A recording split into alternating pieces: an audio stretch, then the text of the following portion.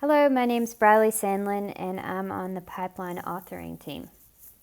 For the July Ops Showcase, I'm presenting the GraphQL version of the pipeline mini graph.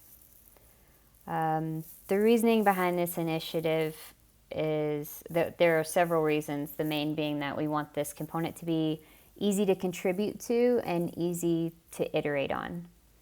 This component is instantiated several places in the platform. So we have 2 migrated over to GraphQL so far, and I'll just get right into it. We have a demo project here that I'll show you. So a great place to start is the commit page. So the mini graph in the widget is the new GraphQL pipeline mini graph, and the mini graph in the pipelines table is the legacy pipeline mini graph. So I'll start here. We have one primary query that occurs, and that is get pipeline mini graph. You simply send the component a full path and ID along with an e tag, and the component handles everything itself. If you click on a stage, we'll load the jobs for that stage. That takes just an ID.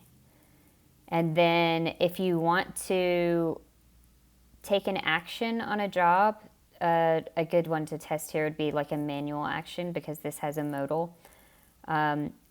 Once we rerun this job, then we should get a mutation, and that's play the job. There are 4 different mutations that can happen here. So that's an overview of the GraphQL version. You can look at the REST version as well, and see that all of the REST calls have to happen before the pipeline mini graph is called. So that data lives in whatever app it comes from. So now that we have just a plug and play, everything's a lot more performant. So you can look at this pipeline's response, and there's a lot of information here that we don't need for the mini graph. So once we clean this up, a lot of code will be deleted. But so some resources for you. We have the architecture blueprint. That's all of the work that's happened on this so far and what's upcoming. So all of the code's been written for GraphQL. We are working on the feature flag right now.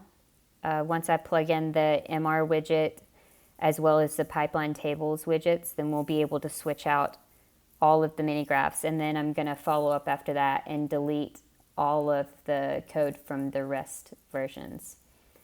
We also have, there's more details here in the blueprint, but we also have a README in the pipeline mini graph directory. So if you have any questions, please let me know. And furthermore, there's an issue that you can contribute to. If you go in here and you test,